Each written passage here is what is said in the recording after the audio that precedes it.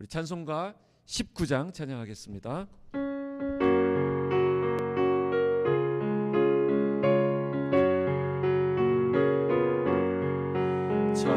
찬송하는 소리 있어 사람 기뻐하도다. 하늘 아버지의 이름 거룩거룩하도다. 세상 사람 찬양하자.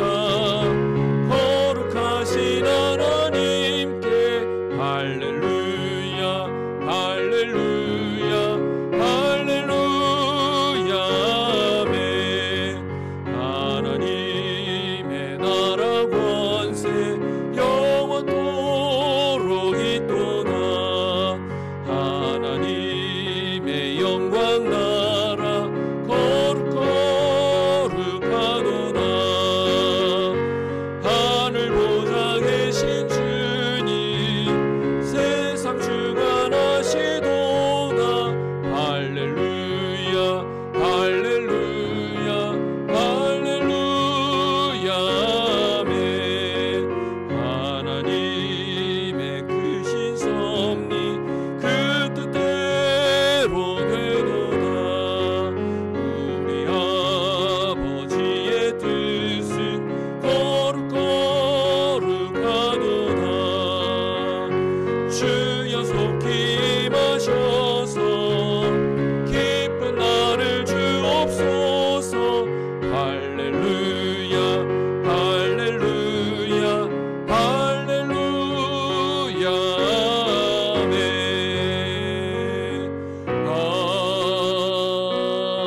아멘.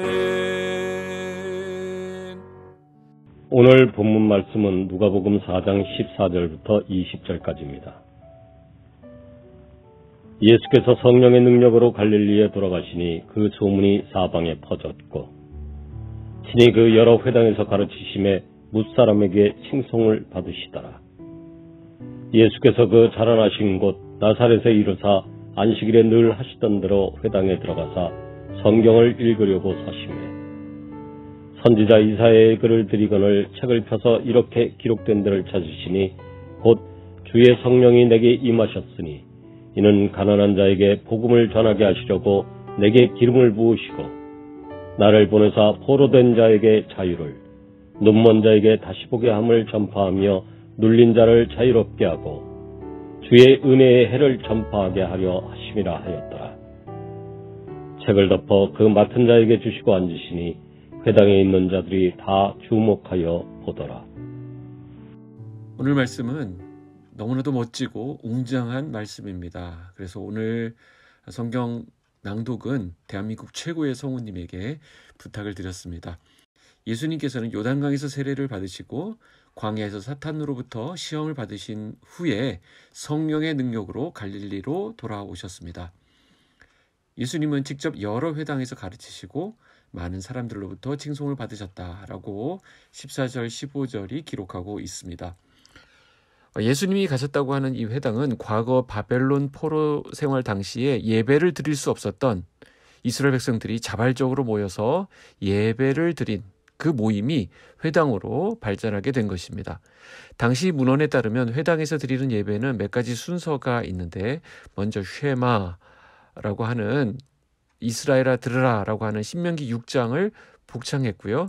그리고 기도를 했습니다. 그리고 모세오경과 선지서를 읽고 또 이에 대한 설교를 했습니다. 회당에서는 그 지역의 방문자들에게 성경을 읽고 설교하는 기회를 맡기는 경우가 종종 있었는데요. 아마도 회당 사람들은 고향 사람이 예수님에 대한 좋은 소문 때문에 성경을 읽고 설교할 기회를 드렸던 것 같습니다. 예수님은 그 예배에 참석하셔서 성경 낭독의 순서를 맡으셨는데 성경을 읽으려고 일어서셨습니다. 당시에는 구약 성경이 22개의 두루마리로 되어 있었고 그중 하나인 이사야서 두루마리를 건너받아 읽으셨던 것입니다.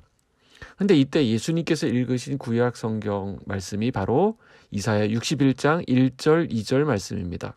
한번 생각해 보십시오. 아무 말씀이나 그냥 하시더라도 그게 곧 말씀이 되시는 분이 예수님이신데 오늘 친히 성경을 펴서 그 말씀을 읽어주시고 또 그것을 해석하시는 예수님의 모습을 봅니다.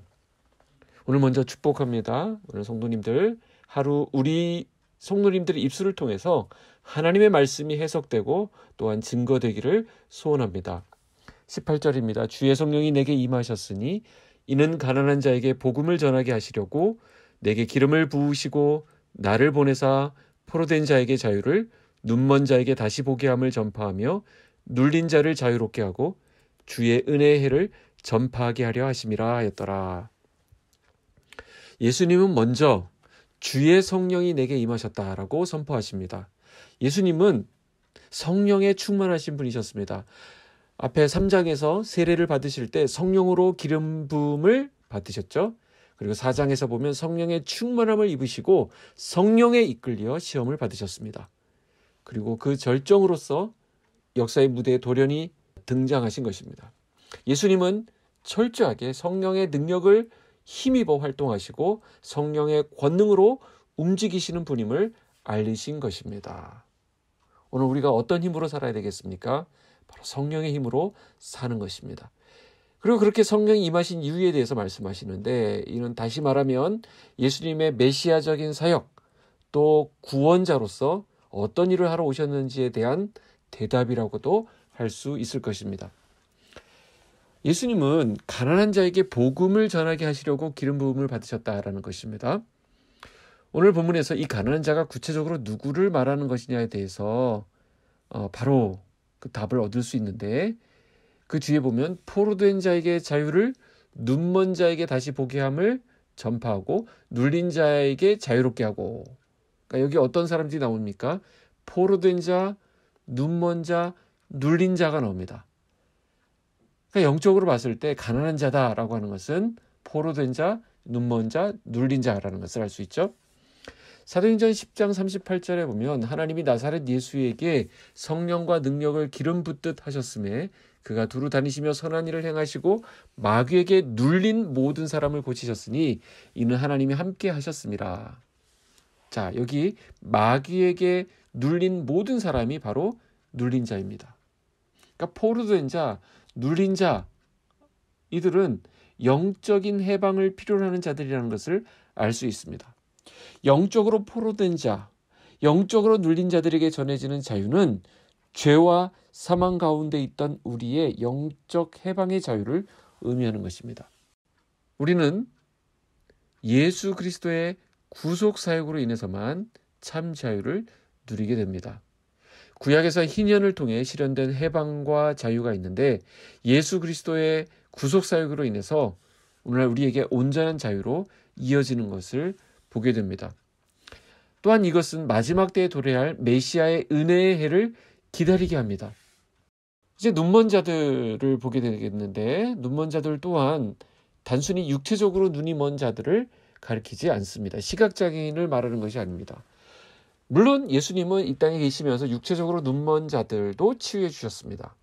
그러나 오늘 본문에서 말하는 눈먼 자에 대한 언급은 이사야서에 근거를 두고 있기 때문에 이사야서 베이스에서 이 말씀을 좀 해석을 하면 이사야서 29장에 의하면 눈먼 자는 하나님의 심판으로 인해 눈이 먼 것으로 나타나는 것을 볼 수 있습니다. 그들은 깊이 잠들게 하는 영에 취해서 맹인이 되었으며 이로 인해서 그들은 하나님의 계시를 알지 못하게 되었습니다.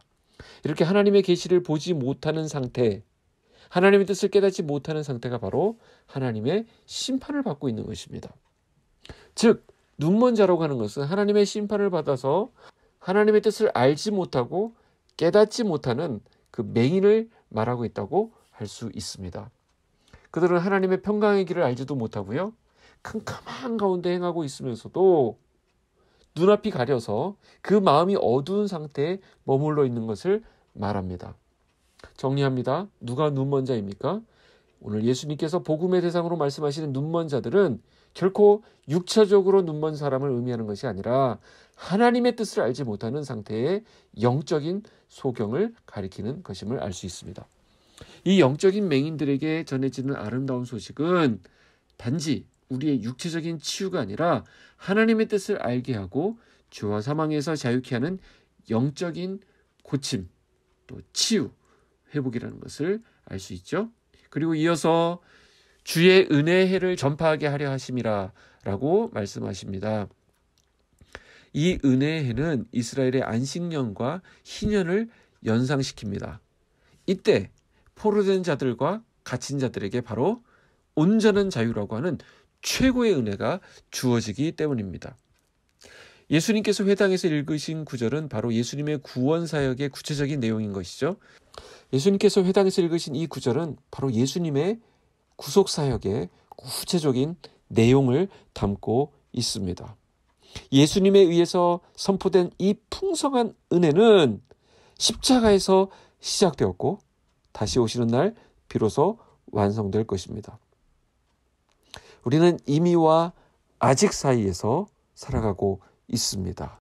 우리는 이미 예수님의 그 구원의 은혜를 누리고 있지만 우리는 성령을 따라 행하면서 계속해서 주님 오시는 그날까지 이 은혜를 누려갈 것입니다. 21절 말씀에 보면 이 글이 오늘 너희 귀에 응하였느니라 라고 말씀하고 있습니다. 아마 예수님은 그 자리에 앉으셔서 이 말씀을 하나하나 풀이해 주셨겠죠. 그리고 이사야 선지자에 의해 예언된 것들이 바로 자신을 가리키는 것이며 자신을 통해 이루어졌다는 것을 선언하셨습니다. 오늘 우리가 주님의 은혜로 구원받아 이 자유를 누리고 있습니다.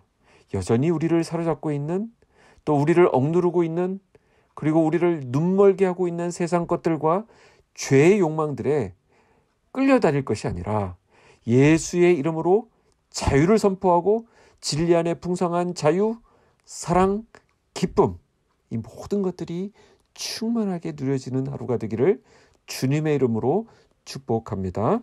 기도하겠습니다. 하나님 아버지 감사합니다. 오늘 말씀을 통해서 가난한 저희들에게 영적으로 눌려 있었던, 영적으로 포로되어 있었던, 영적으로 눈멀어 있었던 우리들에게 구원의 감격을 허락해 주심에 감사드립니다.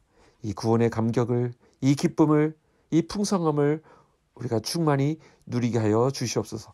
죄로부터 자유롭게 하시고 죄에 매이지 않게 하시고 유혹에 넘어가지 않게 하시고 하나님의 자녀로서의 정체성을 가지고 당당하게 살아가는 오늘 하루가 되게 하여 주시옵소서.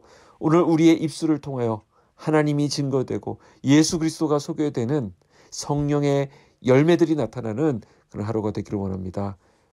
우리 성도들의 생각과 걸음걸음을 지켜 주시옵소서. 예수님의 이름으로 기도하옵나이다. 아멘.